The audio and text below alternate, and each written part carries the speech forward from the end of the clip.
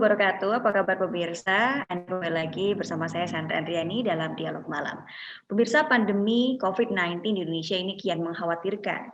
Masyarakat di tanah air semakin terkepung oleh virus yang awalnya berasal dari kota Wuhan yang pertama kali datang ke Indonesia pada awal tahun 2020 lalu. Data yang cukup mencengangkan dikutip dari beberapa media di Indonesia ini pada tanggal 9 Januari 2021 kemarin, jumlah tes yang dilakukan terhadap 31.743 orang, dan dari sampel tersebut 9.640 orang dinyatakan positif terjangkit virus COVID-19 ini. Nah, ini artinya positif rate yang ada di Indonesia ini sudah menembus 30,37%. Sehingga ini juga bisa dikatakan 1 dari 3 orang yang diuji positif ini terinfeksi virus COVID-19. Lantas, faktor apa yang menyebabkan virus ini sangat lama perginya dari kita, tidak mau pergi dari negeri kita? Kenapa? Nah, malam ini saya akan membahasnya bersama dengan Dr. Tauhid Nur Azhar selaku juga Wakil Ketua Task Force dan Research Innovation for COVID-19 dari Kemenristek. Selamat malam, Dr. Tauhid. Selamat malam, Assalamualaikum warahmatullahi wabarakatuh. Gimana kabarnya, Dok? Sehat? Alhamdulillah, semoga kita semua senantiasa dikaruniai kesehatan dan keselamatan ya di masa-masa yang sulit ini. Iya, tak kunjung berakhir nih, Dok, COVID-19. Apa sih, Dok, sebetulnya yang menyebabkan sudah 10 bulan ini COVID-19 bertahan di negeri kita? Iya, jadi semenjak kasus pertama teridentifikasi di bulan Maret ya, di seputaran Jabodetabek, Depok ya, sampai hari ini memang sampai tahun sudah berganti, bahkan sudah 2021 gitu ya. Jadi 10 bulan itu merupakan waktu yang durasi yang cukup lama untuk sebuah kondisi di mana memang pandemi ini seolah-olah kok nggak berhenti-berhenti. Persoalannya di mana? Jadi sebenarnya kita harus melihat juga bahwa dalam persoalan peradaban kemanusiaan ya, artinya tidak hanya di Indonesia kan, melainkan juga secara global. Bahkan berita terakhir nih tadi malam itu ada beberapa negara yang semula sudah active rate-nya sudah mulai berkurang, kemudian kegiatan aktivitas sosial mulai angsur pulih, sekarang terpaksa melakukan proses lockdown lagi, atau barangkali kalau di kita pembatasan kegiatan masyarakat ya, PPKM. Sekurangnya ada 5 negara gitu yang sudah melakukan lagi. Artinya ini memang karakter dari patogen yang disebut dengan virus, kemampuannya beradaptasi, kemampuannya mentransmisikan diri atau menular itu ya, memang punya satu uniqueness yang luar biasa, dan ini memang perlu juga kita pelajari gitu lebih mendalam, karena sebenarnya simpel sih, virus itu justru sederhana, bersahaja, isinya cuman kalau kita bilang dibandingkan dengan DNA manusia yang miliaran, ini jumlah materi genetiknya yang disebut dengan RNA, karena ini termasuk virus RNA, simple. Tapi dengan simpelnya itu dia bisa punya hal yang sangat efektif gitu. Jadi bisa masuk ke sel dengan perantaraan protein spike-nya itu ya, menempel di Asia reseptor, lalu kemudian masuk ke dalam, menggandakan diri menggunakan fasilitas yang ada di tubuh kita. Sehingga apabila dia masih bisa mendapatkan sel untuk berkembang biak, artinya selama kita tadi kurang aware di dalam menjaga supaya tidak terjadi distribusi virus atau dalam hal ini penularan, ya ini akan terus gitu ya, karena dia memerlukan sel tubuh kita sebetulnya untuk hidup. Jadi maka ada satu teori disampaikan oleh Pak Dekan FKUI, Prof. Ari, seandainya kita punya kesepakatan gitu ya di dalam satu kurun waktu tertentu, memang betul-betul bisa melakukan isolasi, sakit tidak sakit isolasi gitu ya. Sebenarnya virus itu sendiri tidak akan bisa traveling, tidak akan bisa berjalan kalau memang tidak ada pembawanya. Jadi kira-kira memang seperti itu. Sementara fitrahnya manusia juga mobilitas ya, harus bergerak, bekerja, mencari nafkah, itu kan memerlukan juga pergerakan ya atau permutasi. Sehingga ya ini memang adalah kondisi di mana kita harus bijak menyikapi, sehingga mungkin ada pembatasan, ada 3M yang sekarang sudah jadi 5M ya, termasuk tidak hanya sekedar menjaga jarak, tapi menghindari kerumunan dan sebagainya. Sehingga ini juga ikhtiar kita gitu. Tapi kalau ditanya kok lama sekali, ya iya karena memang virus ini punya kemampuan gitu untuk menginfeksi, untuk masuk ke dalam sel tubuh kita dan berkembang biak memanfaatkan potensi yang ada di sana. Sehingga selama manusianya masih saling menularkan, ya ini akan sangat sulit untuk dihentikan. Maka salah satu upayanya membangun herd immunity dengan salah satunya vaksinasi. Meskipun kan untuk bisa mencapai herd immunity 70% misalkan dari 270 juta warga Indonesia saja perlu waktu kan sekitar 1 sampai 2 tahun kalau mau full coverage. Artinya kita perlu tetap mengedepankan yang 5M itu. 3M plus ya sekarang. Oke. Kira-kira. Ya mudah-mudahan. Artinya semakin banyaknya orang yang terjangkit COVID-19 ini juga diakibatkan oleh mobilitas manusia yang semakin tinggi, begitu ya dok ya? Ya, jadi kalau tadi saya berikan sedikit gambaran yang secara sederhana gitu dari bagaimana cara bekerja virus.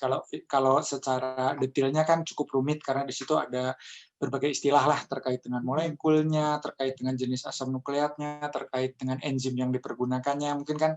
Tapi secara mudah supaya bisa kita pahami bersama, virus ini ukurannya pertama kecil kan, sehingga levelnya sudah bukan terlihat mata atau makros, dia makhluk yang mikroskopis, jadi sangat kecil, bahkan hanya bisa dilihat dengan mikroskop elektron. Nah, sehingga kita juga nggak tahu nih siapa yang bawa, siapa yang enggak, apalagi ada terminologi sekarang orang yang kemungkinan tanpa gejala tetapi dia punya virus tersebut. Nah, ini kita nggak bisa bedain ya dari penampilan seseorang, ini kelihatannya kena nih, ini kelihatannya terinfeksi, nggak bisa. Jadi artinya ini kesulitan kita. Artinya kita memisahkan orang yang punya potensi menularkan dan tidak itu agak sulit gitu kalau hanya sekedar melihat gejala atau indikasi fisik. Kalau diperiksa dengan termogan, kalau diperiksa misalkan hasil rapid, itu kan sebenarnya apabila sudah ada indikasi awal, artinya ketika dia demam itu berarti ada peradangan gitu ya. Kemudian ketika ada pemeriksaan rapid yang reaktif, kalau antibodi, artinya dia sudah mulai ada respon dari sistem imunitas atau sistem pertahanan tubuh. Tetapi kan kita juga bisa melihat ada fase-fase di mana pertama gitu ya tanpa gejala, yang kedua juga sistem imunnya masih dalam proses untuk memberikan respon, sehingga kalau pemeriksaan antibodi rata-rata di hari ke-0 sampai ke-5 kita bisa mendapatkan hasil non reaktif meskipun virusnya ada. Nah, tapi ini tetap penting untuk dilakukan, kan kita lebih baik tahu gitu ya bahwa ada potensi gitu. Lalu kemudian kalau antigen itu biasanya didapatkan pada saat memang virus sudah ada, sudah bisa terdeteksi pada saat virus sudah di hari awal pertama kali masuk pun sudah bisa. Mirip dengan PCR. Memang akurasinya jelas yang menjadi standar emas itu PCR, tapi antigen sudah mendekati. Makanya sekarang kan di bandara, di kereta api, ataupun di beberapa daerah yang memberlakukan pengetatan pada arus keluar masuk manusia, itu mengedepankan pendekatan dengan pemeriksaan rapid antigen gitu dibandingkan antibodi. Nah ini karena lebih murah daripada PCR. Nah, maka ketika dia masuk tadi ke tubuh ya di saluran pernafasan atas namanya upper respiratory tract, dia tadi akan membuka, dia datang itu kayak pakai jaket gitu ya. Virus itu datang biasanya disebut dalam bahasa ilmiah itu envelope atau amplop, ada amplopnya. Amplopnya itu amplop protein. Jadi dia datang kayak pakai jaket, jaketnya ini yang nempel ke sudah punya pengenal gitu. Oh, sel ini ada reseptor AC namanya gitu. Nah, ini nih angiotensin converting yang satunya diketok gitu, dia masuk lewat itu, kemudian jaketnya digantung dan dia hanya memasukkan asam nukleat atau RNA. Jadi kalau saya bilang ini semangatnya tuh seperti entrepreneur gitu ya, wirausahawan datang masuk ke dalam tubuh kita itu seperti membawa proposal aja gitu. Proposalnya tuh RNA. Nah, proposal ini dibawa masuk ke dalam sel tubuh kita, menggunakan fasilitas pabrik yang ada di situ untuk memproduksi gagasannya virus ini gitu. Oh, saya ingin memperbanyak diri untuk bisa meningkatkan jaringan pemasaran, kira-kira begitu. Nah, keluarlah virion-virion baru dan ini kemudian menyebar ke berbagai organ lain ataupun di berbagai daerah lain di saluran nafas, misalkan di paru-paru itu akhirnya orangnya sampai mengalami pneumonia, mengalami kesulitan bernafas, adanya penumpukan cairan, nah sehingga oksigen saturasi yang suka diperiksa tuh di ujung jari pakai pulse oximeter turun karena sel-selnya tidak bisa lagi menyerap kandungan oksigen dengan baik. Bahkan ada penelitian juga sel darah merah kita juga terganggu, Hb-nya rusak dan sebagainya. Nah, itu kira-kira cara kerjanya seperti itu, dan dia menular lewat udara atau bersifat airborne gitu, bisa ada dropletnya atau mikrodroplet. Nah, itu juga kita nggak tahu. Misalkan ada orang batuk dipegang, dia tutup dengan tangan lalu pegang di mana ya, di komuter lain misalkan, di gantungan tangan itu kan kita nggak tahu ya siapa aja yang tadinya megang itu gitu ya.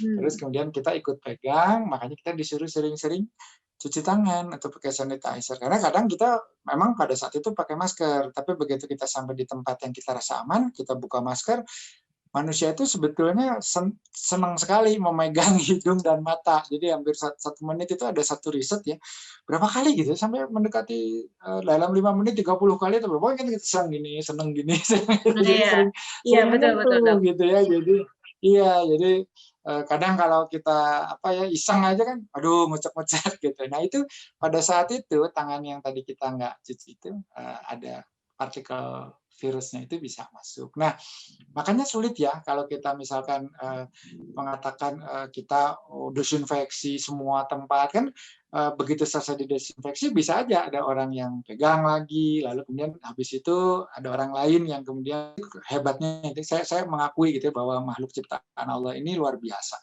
Jadi ketika dia juga harus bertahan hidup, dia juga menyesuaikan diri dengan hostnya, dengan inangnya atau tubuh yang membawanya. Maka terjadilah berbagai jenis mutasi untuk menyesuaikan gitu. Jadi seperti ada belakangan ini dari whole genome sequencing gitu ya, di Open Reading Frame ke-7 kalau saya nggak salah, itu juga sudah ada mutasi, tapi mutasi ini membuat dia justru tidak tingkat kesakitan kita atau yang sering disebut dengan virulensinya itu berkurang. Jadi seolah-olah virus ini kan membutuhkan manusia untuk dia eksis dan bereproduksi. Maka dia tidak ingin menyakiti gitu sampai orang ini kemudian katakanlah fatal gitu ya, wafat gitu. Jadi dia mengurangi tingkat virulensi tetapi lebih mudah menular gitu. Nah, ini maka semakin banyak OTG. Nah, yang kita khawatirkan misalkan seperti, nah varian ini misalkan bisa didapati pada mutasi di strain D641D yang diteliti juga waktu itu di UGM, di Jogja itu sudah ada. Tapi sekarang yang baru ini B117 yang dari Inggris. Nah yang ditakutkan itu memang adalah kalau mutasinya ke arah bukan sekedar meningkatkan kapasitas penularan, tetapi juga misalkan membuat kerusakan di tubuh penderita itu menjadi semakin berat. Nah, ini yang kita khawatirkan. Jadi kalau bisa mutasinya itu kita pantau supaya nanti tidak sampai menimbulkan efek yang lebih fatal gitu bagi penderita. Gitu, Mbak Sandra. Oke, sebetulnya dok, sebelum saya tanya lebih jauh lagi, virus COVID-19 ini membahayakan, mematikan atau tidak, atau seperti apa, dok? Ya, sebetulnya. Ya tentu, ya.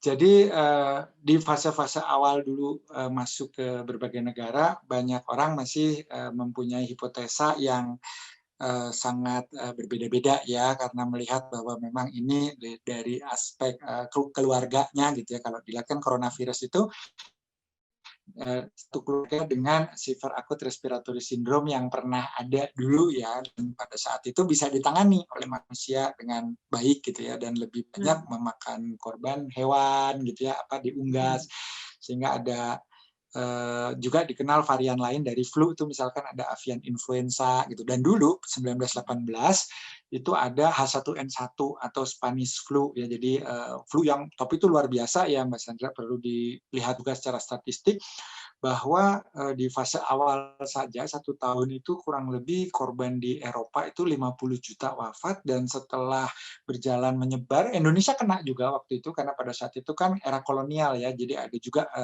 hubungan atau komunikasi dengan Eropa. Itu total di seluruh dunia sekitar 100 juta orang lah meninggal karena virus tersebut. Nah, hari ini teknologi kedokteran kan jauh lebih maju ya, sehingga ada PCR, ada rapid antigen, ada RT-LAMP, ada rapid antibody sehingga orang bisa mendeteksi. Kemudian ada ventilator di ICU, ada obat antivirus, ada plasma konvalesen, dan ada vaksin.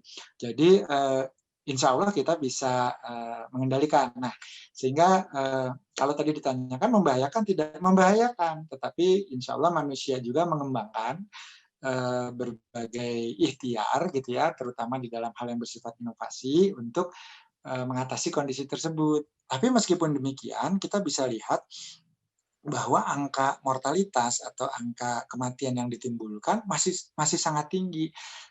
Dan ada pergeseran ya. Kalau dulu mungkin yang menjadi kekhawatiran itu pada beberapa saudara kita yang memiliki komorbid, penyakit penyerta gitu ya, ada kelainan jantung, kelainan ginjal, kelainan pembuluh darah gitu, itu kita khawatir, atau ada penyakit metabolik gitu seperti diabetes dan lain sebagainya.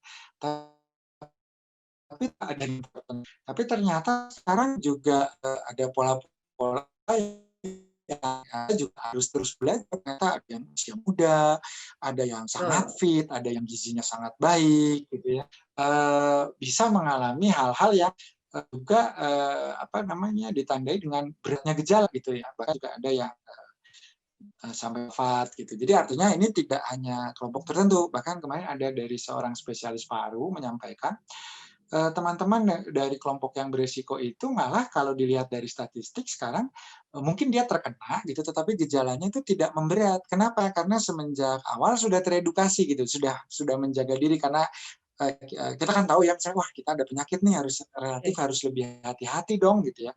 Terus kemudian dan karena sudah punya penyakit itu, nah ini yang sangat penting, penerimaan gitu ya, keikhlasan, bahwa secara psikologis dia lebih tenang karena ya udah, memang saya sudah terbiasa dengan kondisi di mana saya sedang dapat ujian berupa penyakit, misalkan ada kasus jantung ataupun ya, sehingga bisa tidur lebih nyenyak, kemudian bisa beristirahat dengan lebih baik, beribadah dengan lebih khusyuk, sehingga ini juga membantu gitu ya, ketika ada virus itu respon imun dan hormonal kita memberikan efek yang lebih baik gitu. Jadi ini sementara kalau yang sehat itu kadang begitu kena gitu kaget gitu, kok saya orang sehat setiap hari berolahraga, makanannya bergizi, tidak ada penyakit penyerta, kaget, sehingga barangkali di situ ada kecemasan, ada kekhawatiran yang sangat wajar saya kira, tetapi kemudian menimbulkan gangguan pada respon imun yang pada akhirnya justru itu memperberat kondisi yang dialami gitu. Jadi kalau yang sudah terbiasa dengan sakit kronis kan secara mental beda ya Mbak ya. Ya nih saya udah setiap bulan ke dokter, emang udah ya istilahnya sudah belajar bersabar, belajar mengembangkan konsep resiliensi lah ya di dalam psikologi. Oh, udah ini ujian buat saya gitu. Tapi kalau yang sehat walafiat segar bugar kan kaget sekali ya ketika dinyatakan oh Anda terkonfirmasi ini positif. Itu biasanya down gitu secara mental gitu, sehingga ini yang kita khawatirkan justru aspek psikisnya yang memberikan kontribusi kontraproduktif lah, jadi negatif ya, negatif thinking gitu ya di situ, sehingga akibatnya biasanya gejalanya justru jadi memberat, meskipun ya ini respon yang wajar. Siapa sih yang nggak takut ya, siapa sih yang nggak cemas gitu kalau dengan kondisi saat ini. Nah itu kira-kira banyak sih faktornya, tapi itu salah satu juga penjelasan kenapa kok ada yang sehat tapi kok gejalanya jadi lebih berat gitu, ada yang sudah sepuh ya, bahkan ada yang umur 70 ke atas, bahkan di negara lain tuh saya lihat baca ada yang 105 tahun ya, tapi justru survive gitu, karena memang mungkin nothing tulus ya, saya hidup sudah usianya sudah tua, penyakit-penyakit udah banyak ngalamin gitu ya, easy going gitu ya, sudahlah insya Allah pasrah gitu atau ikhlas. Itu kira-kira ngaruh loh itu dari aspek. Oke, banyak hal yang menarik yang ingin saya tanyakan, tapi kita harus jeda dulu, dokter sesaat. Jadi jangan kemana-mana, masih tetap di Dialog Malam. Jeda dulu ya.